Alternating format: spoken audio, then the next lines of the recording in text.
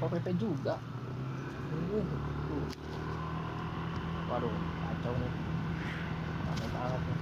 Gak cabut juga, udah ditunggu Satpol PP juga itu. Buset, rame mungkin nggak tahu teman-teman kali ya. Audio Jungle.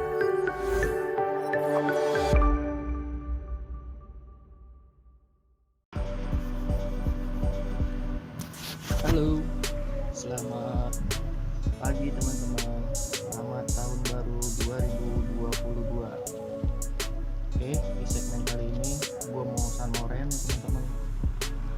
Mau melihat suasana Jakarta pada saat masa PPKM level 1 nih di hari Minggu ya. Kira-kira rame gak ya jalannya di jalan-jalan di Jakarta? Oke, oh iya teman-teman, apa kabar kalian semua? Semoga baik-baik saja ya di tahun ini. Semoga kita semua diberikan kesehatan, diberikan rezeki yang banyak, amin, agar kita bisa meraih impian kita. Saling dulu teman-teman. Oke, di motovlog kali ini enak kita ngebahas apa ya teman-teman? Kita riding. Oh iya, kita ngebahas ini aja teman-teman ya, motor ya, karena ini temanya motovlog, kita bahas motor aja ya. Kita bahas kalau itu motor Ducati kali ya, karena bahas motor Ducati, salah satu motor impian gue ya, Ducati 848 Evo. Nah itu salah satu motor impian gue ya, insya Allah mudah-mudahan dikasih rezeki bisa kebeli motornya. Oke, yang pertama motor Ducati 848 Evo. Itu motor impian gue banget. Yang pertama bodinya itu loh, desainnya itu cakep bener ya, walaupun banyak yang ngomong Ducati 848 itu mirip banget sama Minerva ya, Minerva yang Megeli 250 kalau nggak salah. Itu lampu depannya mirip banget itu. Banyak yang bilang kayak gitu, tapi tetap saya cinta motor itu. Karena apa? Suaranya itu loh. Ducati tuh ya ciri khasnya ya, motornya dia tuh yang L-twin, yang L-twin itu, konfigurasi mesin L-twin itu, suara itu punya ciri khas tersendiri teman-teman. Ducati tuh kasar-kasar gimana gitu suara mesinnya. Yang bikin kuping tuh jadi, kalau kata orang sekarang mah gasem gitu. Beda ya, 2 silinder itu yang L-twin sama 2 silinder segaris atau V-twin ya, itu suaranya beda. Itu kalau Ducati itu punya ciri khas sendiri teman-teman. Nah di samping itu Ducati termasuk dalam kategori motor premium teman-teman. Itu motor yang gimana ya, impian semua orang lah punya motor seperti itu. Nanti kan kalau kita bahas ini aja ya, mungkin spesifikasinya ya teman-teman. Oke, untuk spesifikasi motor Ducati 848 Evo, di antaranya adalah dia itu 4 stroke ya kan, konfigurasi mesinnya L-twin DOHC, jadi per silindernya itu 4 klep ya teman-teman, dikali 2 berarti 8, ada 8 klep. Nah yang menjadi ciri khas tersendiri dari motor Ducati adalah, jadi mekanisme klepnya itu dia tuh mengusung desain desmodromic ya. teman-teman Desmodromic. Jadi for your info ya teman-teman, Desmodromic itu jadi mekanisme buka tutup klep, dia tidak menggunakan per ya untuk membalikan klep supaya menutup pada saat titik mati atas piston ya teman-teman. Jadi mekanisme Desmodromic itu tidak menggunakan per untuk buka tutup klepnya, melainkan dia menggunakan pelatuk ya teman-teman. Pelatuk ya, walaupun tetap sih walaupun motor lain juga tetap menggunakan pelatuk, tapi ini pelatuknya itu dia bisa mengangkat atau menutup klep dengan sistem dia tuh ngejepit di payung klepnya itu pelatuknya. Jadi naik turunnya itu menggunakan pelatuk, bukan menggunakan per klep ya, klep itu ya. Keunggulan Desmodromic itu tingkat stres motor pada saat menerima putaran mesin lebih dari 10.000 rpm itu tingkat stresnya jadi lebih rendah, jadi lebih sempurna gitu untuk buka tutup klepnya gitu ya. Inilah pada intinya nggak pakai klep lah. Nanti untuk mekanismenya yang lain kalian bisa cek lah di Google dan di di YouTube banyak gitu yang membahas masalah Desmodromic PR klep Desmodromic PR klep mekanisme Desmodromicnya Ducati, banyak itu yang membahas tentang itu teman-teman. Oke, terus di samping itu L-twin-nya Ducati yang seperti yang saya bilang tadi, L-twin itu punya ciri khas tersendiri teman-teman untuk bunyinya ya, keren, kasar gimana gitu, yang bikin orang pada nengok tuh. Kali kalau udah diber suaranya sih hampir mirip sama V-twin ya, hampir sama dengan Harley kayak gitu, tapi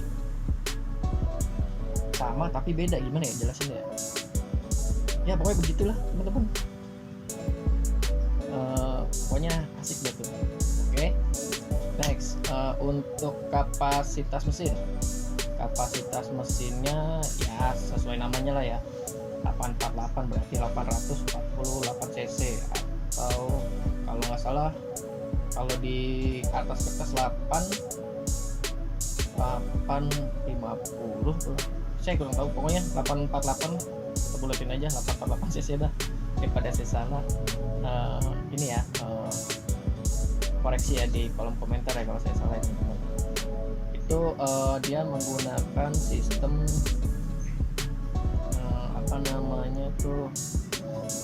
piston, konfigurasi piston overbore ya.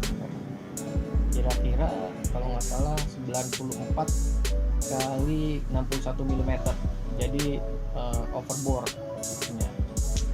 Jadi enak tuh, RPM tinggi, tenaganya baru tuh, keluar semua tenaga buas. Diameter piston 94, berarti gede juga ya teman-teman. Scorpio aja ya, pernah saya bongkar waktu dulu masih di bengkel, 74 kalau nggak salah, 74 mm aja itu udah gede banget, apalagi ini 94, saya nambah 20 mili lagi itu bisa gede banget pistonnya ya kan. Terus sistem pendinginnya dia liquid cool ya, pakai radiator ya, walaupun dibilang pakai radiator mengurangi panas, tetap aja saya ngeliat review orang ya di YouTube tuh kelemahannya Ducati panas teman-teman di di bagian kaki ya, apalagi bagian paha tuh kita pakai, kita pakai lah daily atau apa tuh panas banget teman-teman, karena posisi silindernya itu kan pas ya di atas paha kita ya saat riding kompetitif. Jadi panas mesinnya itu langsung tuh lari tuh ke paha, udah kayak paha bakar jadinya. Kalau misalkan buat touring aja ke Surabaya udah mateng tuh paha.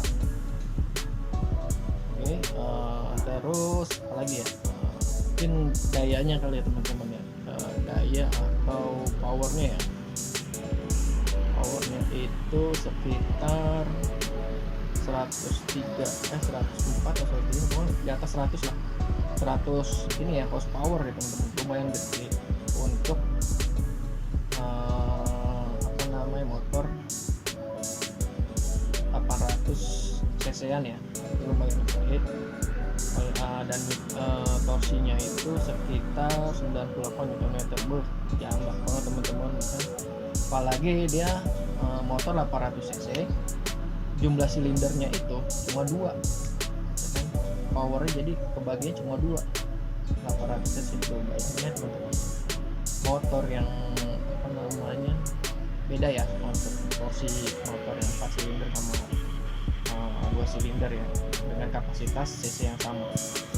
Bedanya kalau 4 silinder itu biasanya dia tuh kuat di putaran atasnya, tapi di putaran bawahnya agak sedikit melempem. Tapi kebalikannya nih, kalau Ducati kuat di putaran bawah nih karena jumlah pistonnya sedikit, jadi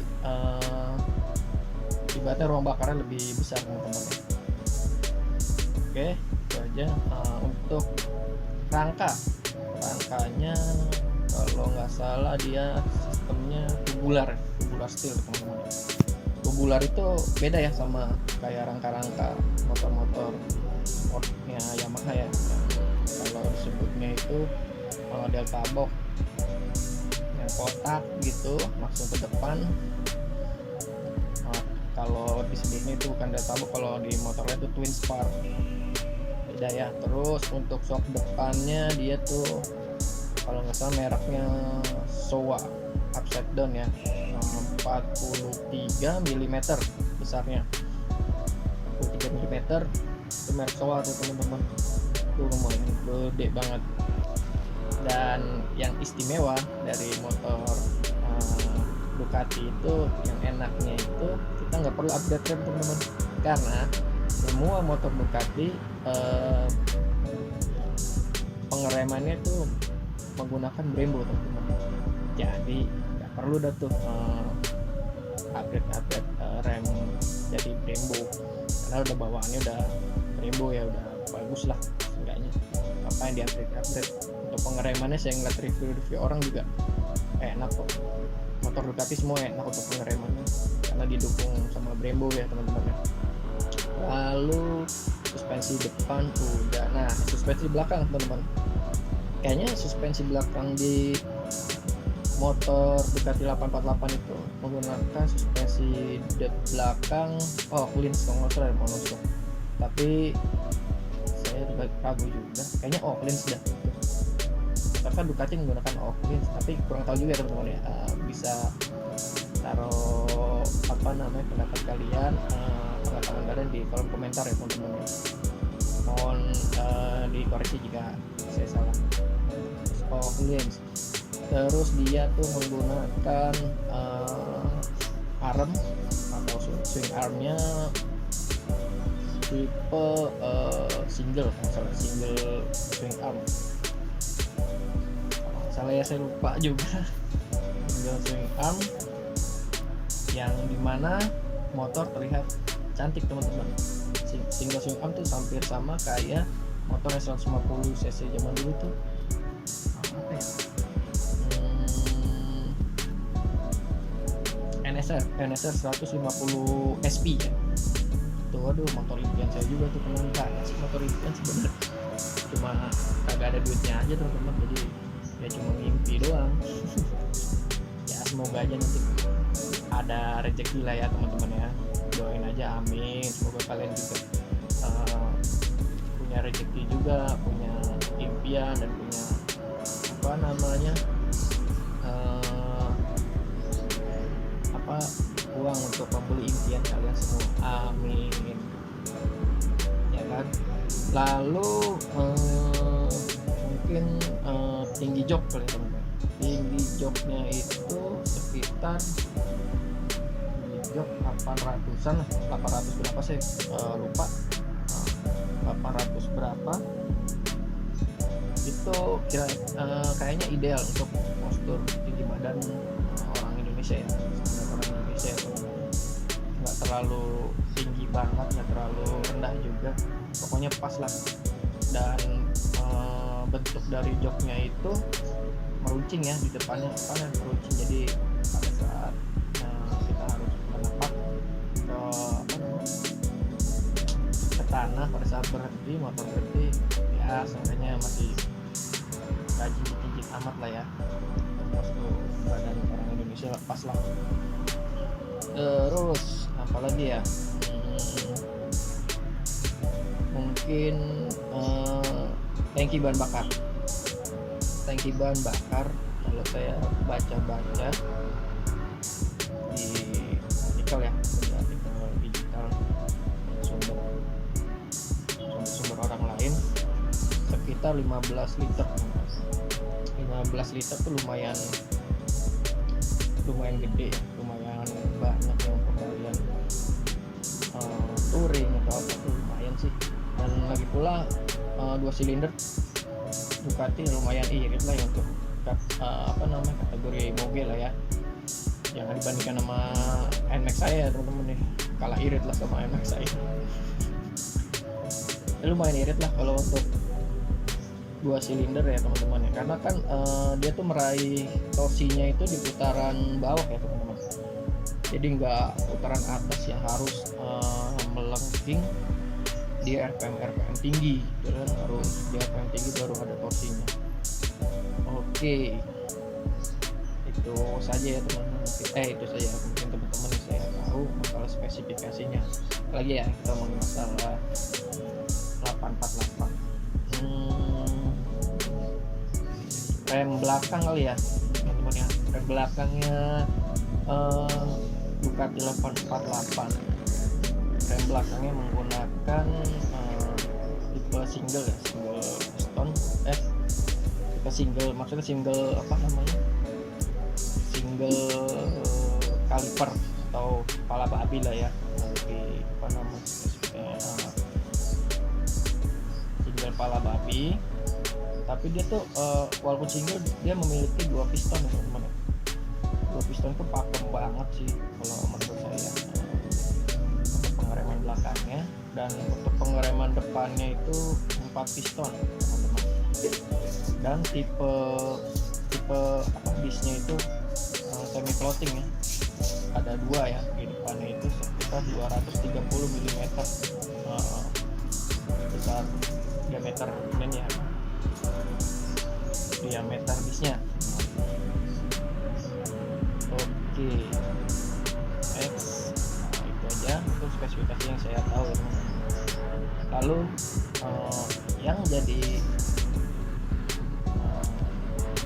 sayangnya teman-teman, untuk Ducati 848 Evo itu sudah disuntik mati ya di Indonesia ya, dari awal tahun 2013 kalau nggak salah. Sayang banget teman-teman ya.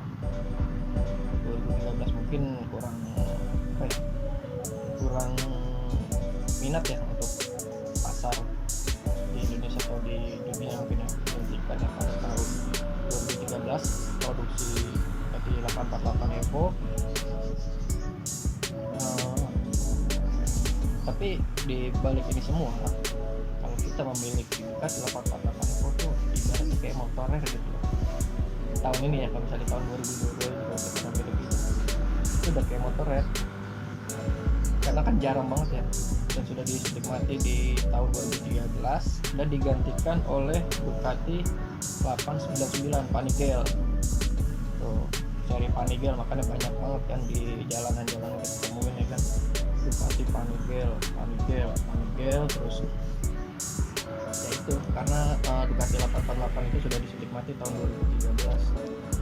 Terus dulu waktu masuknya Ducati ya di tahun itu, harga OTR-nya sekitar 320 juta di tahun itu. Ya lumayan mahal ya pada saat tahun 2013 itu, mahal sekali tuh. Ya, mungkin sekitar 800 jutaan kali sekarang ya kalau di rupiah kan. Kalau misalkan ada yang masih diproduksi di tahun 2022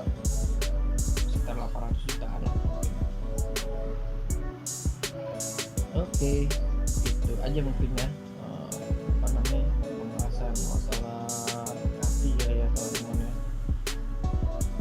Ducati apa 848 yang saya tahu aja, itu motor impian saya, motor dari kecil tuh, dari kecil cuma pada saat saya ngeliat video orang gitu, kayaknya motor seksi banget gitu dilihatnya.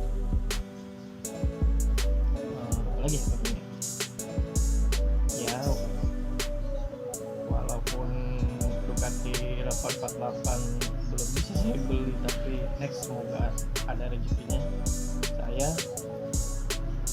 beli tuh Ducati 848. Semoga aja dikasih rezekinya, amin. Semoga juga kalian dikasih rezeki juga ya, amin. Saya bisa membeli impian kalian nih.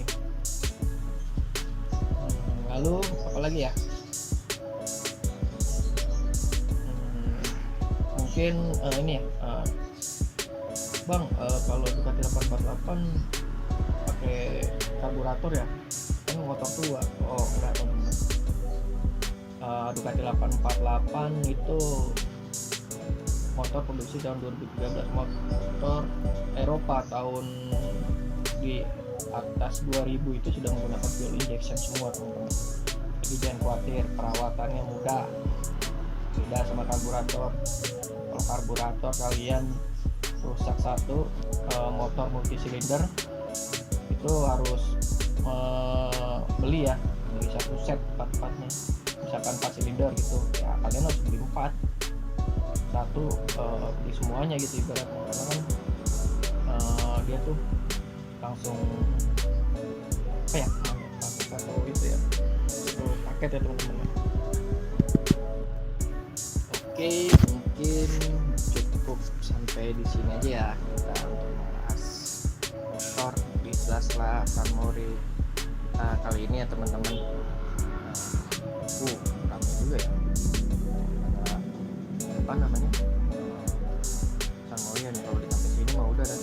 Ini Antasari ini adalah spot apa ya, patokan lah ya, patokan rame atau enggaknya San Mori, karena orang-orang masih pada lewat sini semua nih San Mori nih. Nih saya sudah sampai nih teman-teman di Blok M nih. Aduh, bapak ojek online mana berhenti di belakang garis. Aduh, langsung cabut aja lagi, masih hijau. Tuh jadi tiru ya teman-teman ya, kayak gitu ya. Tuh bahaya teman-teman, apalagi di minggu ini ya, jalanan kosong, takutnya ada kendaraan dari arah berlawanan kita tuh kiri kanan, motor lagi kenceng atau mobil lagi kenceng ya, karena kan ngeliat sepi tuh, sepi di hari Minggu, terus lampu hijau dia kenceng, kita main kelonong aja udah crash dah di situ teman-teman. Jadi teman-teman, nah, udah hijau bisa lah naik, bisa langsung jalan lagi gitu. Ingat teman-teman ya, safety riding, safety first. Ingat apa namanya, anak Anda terus keluarga Anda itu menunggu kalian di rumah. Oke, next kita lewat Paun aja kali ya teman-teman. Paun kita lewat sana, kita cek kalau kira-kira rame nggak, karena di jalan ini sepi aja sih biasanya di awal berlawanan tuh banyak motor pada speeding nih, apalagi sini nih terowongan ini. Aduh, ada ribung semua, kuping pengang teman. Oke, kita belok sini aja, sorry sini. Oke, kita ke Paun, lewat Paun. Apakah rame yang pada San Morian? Ya, ini mobil depan. Oke, kita salip aja teman-teman. Ini biasanya macet banget, mobil pada parkir di sini kalau hari biasa. Sekarang masih minggu, langsung pada rame teman-teman, rame nih di sini, si Paun rame nih. Terus oke, lampu merah, kita berhenti dulu, kita harus tertib lalu lintas karena untuk keselamatan keselamatan kita bersama. Iya, emang tua aku mah. Sabar pak, si lampu merah pak, sabar pak.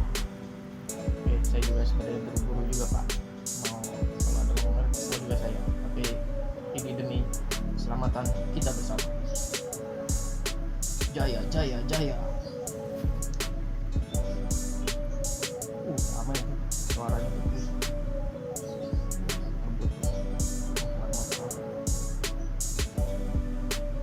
Oke, lihat di depan saya tuh jalanan MRT ya teman-teman.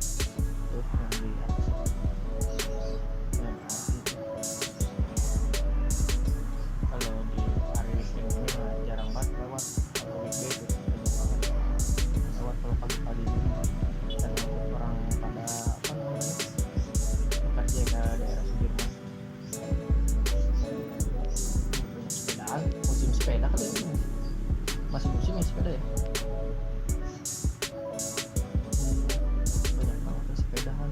Tadi juga di daerah Jakarta juga banyak sepedahan.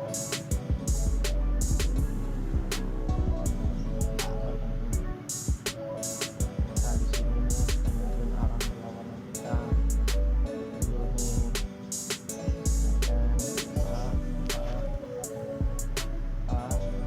Tolong pak, nengok dong pak, nengok dong pak,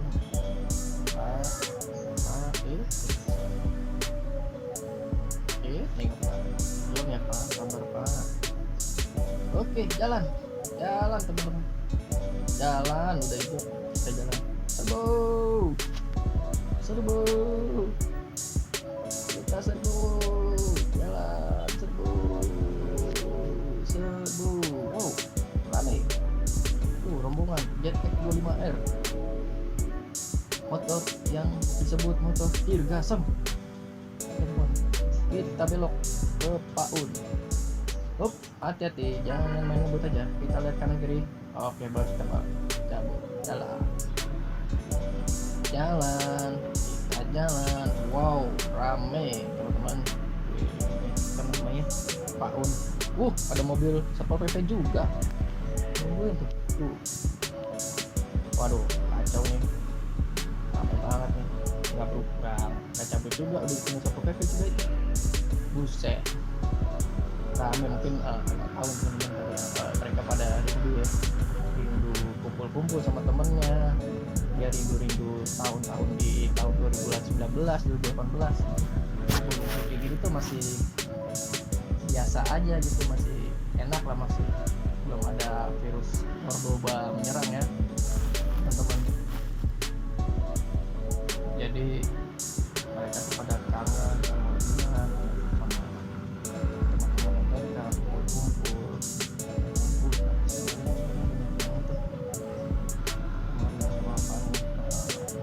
sepedahan juga rame.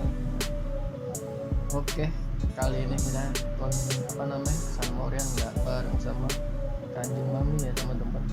San Morian sendirian karena Kanjeng Mami harus bekerja di minggu pagi, awal tahun minggu pagi.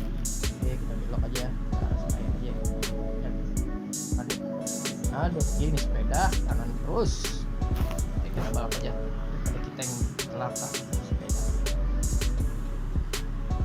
Oke, sudah dekat Sansi. Kita di Hang apa sih? Hang Debat ya. Jalan terus sampai Senayan City. Wow, ramai juga. Di belakang saya sedang motor mengebut. Biarkan saja. Oke, sampai juga Sensi. Dari Sensi bingung kurang juga. Aduh mas pakai helm tuh mbaknya, siap banget kalau terjadi apa-apa. Aduh, sayangilah kepala anda. Oke, sudah. Oke teman-teman, mungkin sampai sini aja ya video summary kita kali ini. Selamat pagi teman-teman dan sampai jumpa. Bye bye. Sensi, sampai Sensi. Bye bye teman-teman. Selamat lagi bisa